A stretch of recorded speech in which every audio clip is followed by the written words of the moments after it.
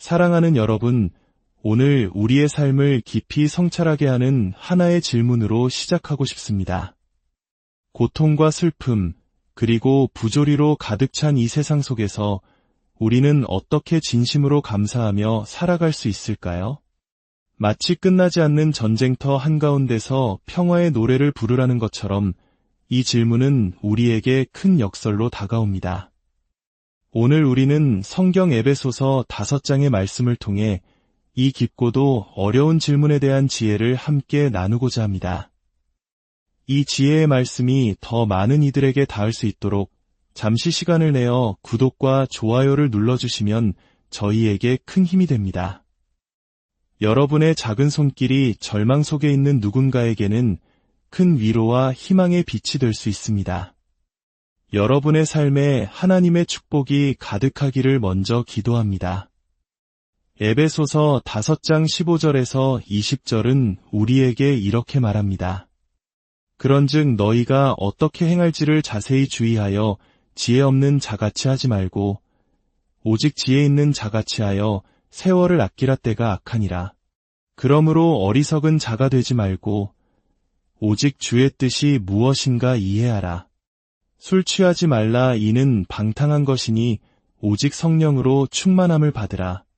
시와 찬송과 신령한 노래들로 서로 화답하며 너희의 마음으로 주께 노래하며 찬송하며 범사의 우리 주 예수 그리스도의 이름으로 항상 아버지 하나님께 감사하라. 이 말씀 속에는 두 가지의 강렬하고 대조적인 분위기가 공존합니다. 한편으로는 마치 전투를 앞둔 소대장이 부대원들에게 명령하는 듯한 긴박함이 느껴집니다. 자세히 주의하라. 정신 똑바로 차려라. 시간을 허비하지 마라. 지금은 악한 시대다.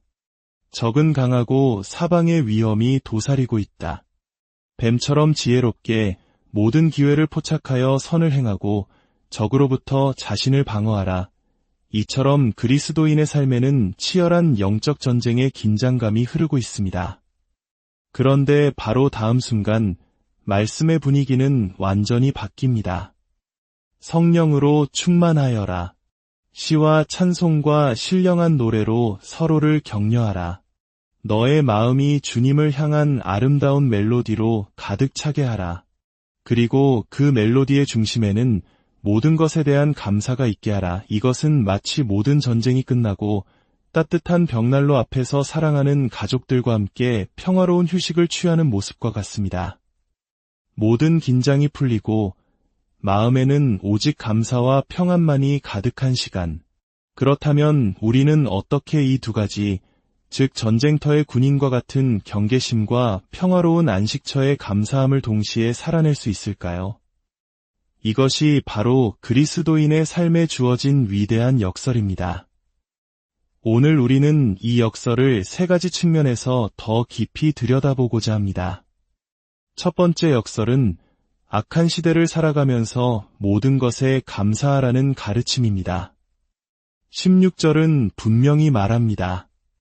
때가 악하니라. 사도 바울은 결코 순진한 몽상가가 아니었습니다. 그는 세상이 얼마나 악으로 가득 차 있는지 누구보다 뼈저리게 체험한 사람이었습니다. 그는 이 시대가 악한 이유를 명확히 알고 있었습니다. 첫째, 사탄이 이 세상의 신으로 불릴 만큼 강력한 영향력을 행사하고 있기 때문입니다. 둘째, 인간의 마음에서 흘러나오는 교만과 반역, 그리고 죄악의 강물을 하나님께서 완전히 막지 않으시기 때문입니다. 셋째, 선한 사람이든 악한 사람이든 가리지 않고 덮치는 자연재해와 비극적인 사건들이 우리의 삶을 고통스럽게 만들기 때문입니다. 바울은 그저 안락의자에 앉아 세상을 분석하는 이론가가 아니었습니다. 그는 자기 자신의 죄성과 싸웠고 다른 사람들의 죄로 인해 고통받았습니다. 그의 등에는 유대인들에게 채찍으로 맞은 흉터가 선명했고 돌에 맞아 죽을 뻔했으며 여러 번 감옥에 갇혔습니다. 배가 파선하여 밤낮으로 망망대해를 떠다녔고 도시와 광야에서 수많은 생명의 위협을 겪었습니다. 동족에게 배신당하고 이방인에게 핍박받았으며 언제 어디서 암살자의 칼이 날아들지 모르는 끊임없는 위험 속에서 살았습니다. 그뿐만이 아닙니다. 이 모든 외부적인 고난에 더하여 그는 육체의 가시, 즉 지독한 질병을 앓고 있었습니다. 그것이 관절염이었는지, 만성적인 안질환이었는지, 혹은 위궤양이었는지는 알 수 없습니다. 중요한 것은 그 고통이 너무나 극심하여 그는 3번이나 하나님께 그것을 없애달라고 간절히 기도했다는 사실입니다. 하지만 하나님의 대답은 아니었습니다. 대신 하나님께서는 내 은혜가 내게 족하도다.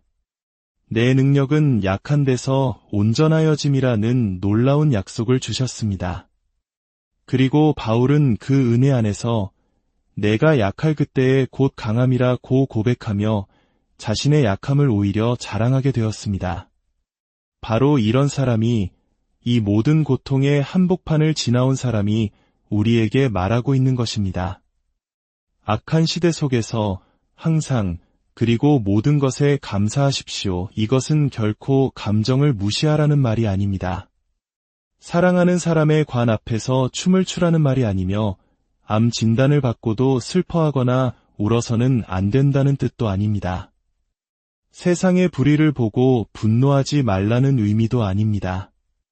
이 말씀은 우리의 감정과 상황을 뛰어넘는 더 깊은 차원의 감사를 이야기합니다. 얼마 전 아내를 교통사고로 잃고 2 어린 자녀와 남겨진 한 젊은 형제가 있었습니다. 그는 이 말씀을 듣고 마치 강력한 레프트 훅에 맞은 것 같았다고 고백했습니다.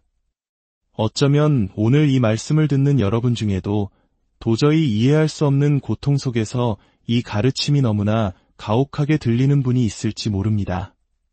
하지만 냉소적이거나 반항적인 마음을 갖기보다 천사의 말을 들었던 마리아처럼 겸손히 물어봅시다. 어떻게 이런 일이 가능합니까? 하나님께서는 우리에게 모든 것을 설명해 주시지는 않지만 우리가 그 역설을 살아낼 수 있도록 충분한 은혜와 힘을 주십니다. 지극히 높으신 이의 능력이 너를 덮으시리니 하나님께는 능치 못할 일이 없느니라. 이 약속을 붙들 때 우리는 악한 세상 속에서도 감사의 이유를 발견하게 될 것입니다. 2번째 역설은 냉철한 분석과 뜨거운 찬양 사이의 긴장입니다. 15절과 17절은 우리에게 자세히 주의하여 행하라. 어리석은 자가 되지 말고 오직 주의 뜻이 무엇인가 이해하라고 명령합니다. 이것은 우리의 지성을 사용하라는 강력한 촉구입니다. 상황을 분석하고 적을 파악하고 하나님의 말씀을 연구하고 하나님의 섭리를 분별하라는 것입니다. 생각하고 또 생각하여 하나님의 뜻에 따라 지혜롭게 행동하라는 요구입니다. 그런데 바로 이어지는 19절은 우리의 마음이 주님을 향한 멜로디로 가득 차야 한다고 말합니다. 즉, 하나님과의 관계는 단지 머리로만 하는 것이 아니라 가슴으로 뜨거운 감정으로 드리는 예배와 순종이 되어야 한다는 것입니다. 이성과 감성, 분석과 찬양, 이 둘은 쉽게 어울리지 않습니다. 이것은 마치 치열한 입시 경쟁과 학업에 매달리며 살아온 우리에게 가슴으로 느끼라고 말하는 것과 같아서 때로는 어색하게 느껴질 수 있습니다. 어떤 이들은 지나치게 지성에만 의존하여 감정적인 예배를 미성숙한 것으로 여기며 차가운 신앙에 머무릅니다. 반대로 어떤 이들은 뜨거운 감정만을 추구하며 교리적인 깊이나 신학적인 사고를 등한시하기도 합니다. 하지만 성경은 우리에게 온전함을 요구합니다. 하나님은 우리의 지성과 감성 모두를 창조하셨고 그 모든 것을 통해 영광 받으시기를 원하십니다. 만약 당신이 이성적인 사람이라면 당신의 마음이 하나님 안에서 기쁨을 누릴 수 있도록 기도하고 훈련하십시오.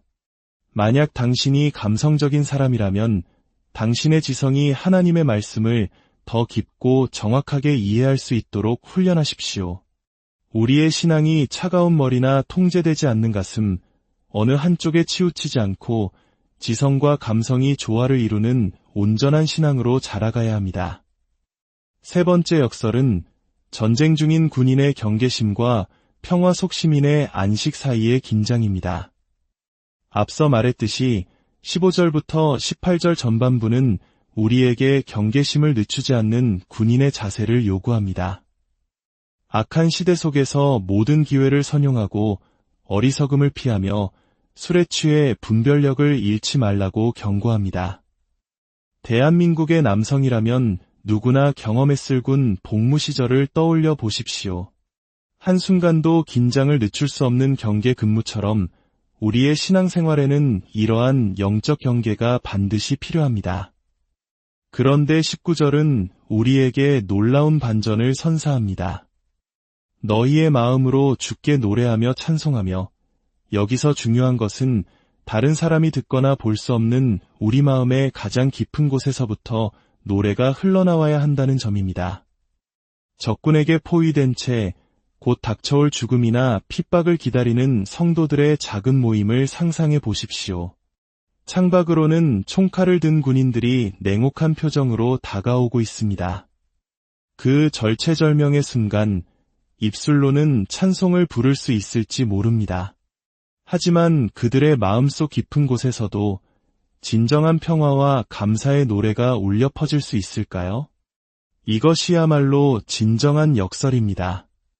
겉으로는 치열한 전쟁을 치르며 한치의 빈틈도 없이 경계하지만 내면 깊은 곳에서는 하나님이 주시는 평안과 안식을 누리는 상태. 우리의 삶의 결과가 어떻게 되든 모든 것을 주관하시는 하나님 안에서 평온함을 잃지 않는 마음. 이것이 바로 성경이 말하는 성숙한 그리스도인의 모습입니다. 그렇다면 이 모든 놀라운 역설들을 하나로 묶어주는 접착제는 무엇일까요? 악한 세상 속에서의 감사, 냉철한 분석과 함께하는 뜨거운 찬양, 치열한 경계심 속에서의 깊은 안식. 이 모든 것을 가능하게 하는 힘은 어디에서 오는 것일까요? 성경은 그 답을 18절에서 명확하게 제시합니다. 오직 성령으로 충만함을 받으라, 그렇습니다. 이 모든 것은 인간의 노력이나 의지로 이룰 수 있는 것이 아닙니다. 이것은 기적이며 오직 우리 안에 거하시는 성령 하나님의 능력으로만 가능한 일입니다.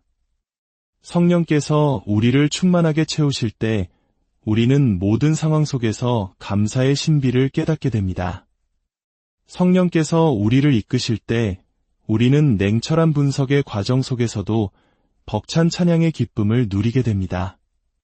성령께서 우리와 함께 하실 때 우리는 치열한 영적 전쟁 속에서도 세상이 이해할 수 없는 평안을 맛보게 됩니다. 사랑하는 여러분, 그리스도인의 삶은 홀로 걸어가는 길이 아닙니다. 그것은 하나님의 은혜가 만들어내는 기적의 여정입니다.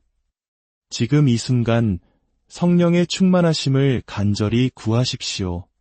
우리의 이성으로는 다 이해할 수 없는 이 삶의 역설들이 성령의 능력 안에서 먼저 우리의 삶으로 체험되기를 기도합시다. 전능하신 하나님 아버지, 이 자리에 있는 많은 이들이 삶의 비극과 씨름하고 있습니다. 장미 줄기처럼 아름다운 삶 속에도 날카로운 가시들이 박혀 고통받고 있습니다. 간절히 기도하오니 우리 각 사람에게 성령의 충만함을 부어 주시옵소서. 그리하여 모든 것에 감사하는 신비를 경험하게 하시고 치열한 고민 속에서도 주를 찬양하게 하시며 경계하며 살아가는 삶 속에서도 주님이 주시는 참된 안식을 누리는 기적을 체험하게 하여 주시옵소서.